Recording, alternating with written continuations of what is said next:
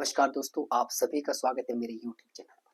मैं Devendra Sharma social media के YouTube platform से एक बार फिर से आप लोगों से जुड़ चुका हूं।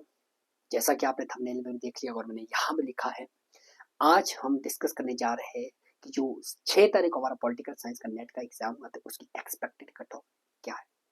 दोस्तों, ये जो एनालिसिस मैंने किया है, 2 बेस पे किया है। एक, नंबर ऑफ स्टूडेंट्स कितने बैठते हैं एग्जाम में, इस पर डिपेंड करता है कट ऑफ, राइट। सेकंड क्या होता है कि जो प्रीवियस ईयर का एग्जाम था, राइट, उससे कंपेयर किया जाता है जो इस साल हमारे को एग्जाम आया हुआ था। तो मुझे लगता है कि जो अब हमने सितंबर में जो एग्जाम दिया था और जो अभी 6 तारीख को एग्जाम दिया था, उसमें सिमिलैरिटी थी, राइट। उसमें भी 15 से 20 क्वेश्चन ऐसे थे जो बहुत टफ लेवल के थे। इसमें भी नो डाउट कि 15 से 18 क्वेश्चन ऐसे थे जो बहुत टफ लेवल के थे, राइट। जैसे बहुत सारे यूट्यूब चैनल दिखा रहे हैं कि नहीं, कट ऑफ बहुत ज्यादा जाने वाली है। मेरा जो पर्सनली एक्सपीरियंस है, ये नहीं मानता है कि इतनी ज्यादा जाने वाली है। हाँ, लेकिन नंबर ऑफ स्टूडेंट्स पर डिपेंड करेगा कि कितना है।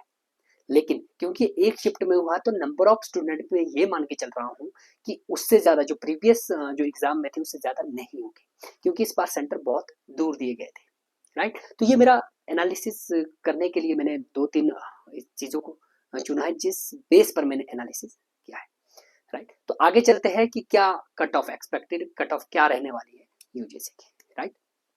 तो मैंने 2023 का यहाँ आंकड़ा दिया है क्योंकि मुझे लगता है कि नंबर ऑफ स्टूडेंट जो कहीं ना कहीं आए हैं एग्जाम देने, राइट, वो कहीं ना कहीं लगभग 2023 में जो दिसंबर में एग्जाम हुआ उतने हो सकते हैं, क्योंकि एनएफ टाइम मिल चुका था सितंबर तक। एक तो एनएफ टाइम मिल चुका था पढ़ाई के लिए, राइट, इसलिए बहुत ज्यादा हाई की, राइट। दूसरा क्या था कि वहां पर 2 शिफ्टों में भी हुआ था एग्जाम, उसमें भी पता नहीं चलता है कि कौन सी शिफ्ट इजी है, वही वहां पर डिसाइड करते हैं कि ये शिफ्ट इजी है, ये वाले टफ है, राइट। तो इस बार वो भी कोई पंगा नहीं है, राइट। तो इस बार मुझे लगता है कि नंबर ऑफ स्टूडेंट शायद उतने ही हो जितने 2023 में था, क्योंकि सेंटर दूर दिए हुए थे। इस बेस पर मैंने अपनी एनालिसिस बनाई है, राइट। अब अगर आप जनरल कैटेगरी के देखें तो 2023 जो दिसंबर में जो एग्जाम हुआ था, 108 क्वेश्चन पे जीआरएफ हुआ था, राइट। 108 क्वेश्चन जिनके थे उनका जीआरएफ हुआ था। अगर हम मैं सितंबर की बात करूं या जून 2024 की बात करूं तो इसमें 115 क्वेश्चन थे, राइट। तो इंक्रीज क्यों हुई, मैंने इसलिए ही नहीं लिया है, मैंने जो आंकड़ा है 2024 का जो सितंबर में हुआ, इस वजह से ही नहीं लिया है क्योंकि वह एनएफ टाइम मिल चुका था स्टडी के लिए, राइट। और सेंटर भी इतने दूर नहीं दिए हुए थे जितने इस बार दिए हुए थे, राइट। तो क्या था, 108 क्वेश्चन थे। तो पिछली बार जो थे 115 क्वेश्चन थे। तो मेरा ये मानना है, क्योंकि मैंने क्वेश्चन पेपर का एनालिसिस किया है, तो मुझे लगता है कि सिमिलर था।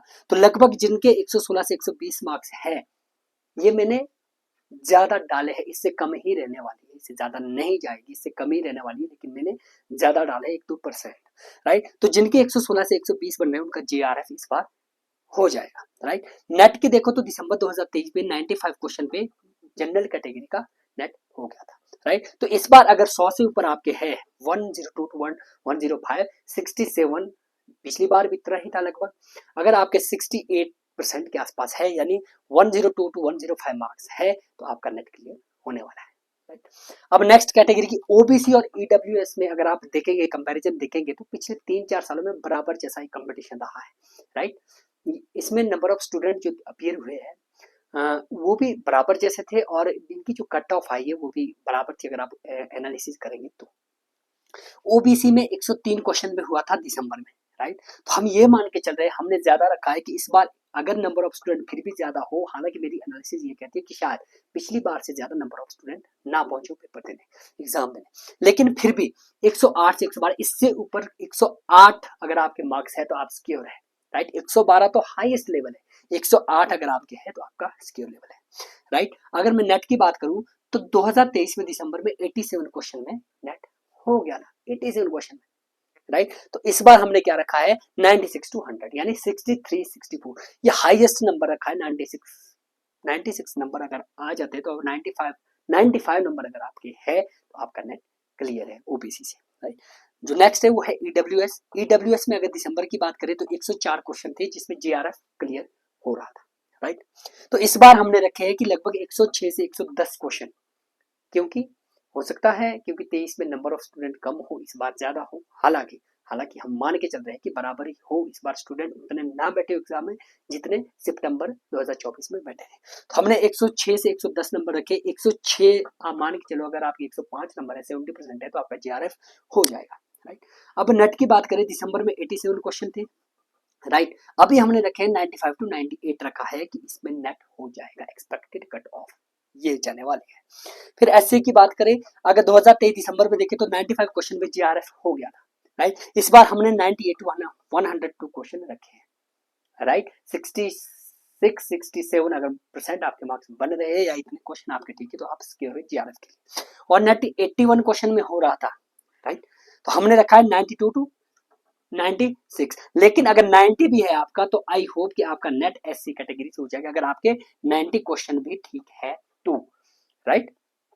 अब था एसटी से। एसटी में 93 क्वेश्चन में दिसंबर 2023 में जीआरएफ क्लियर हुआ था, राइट।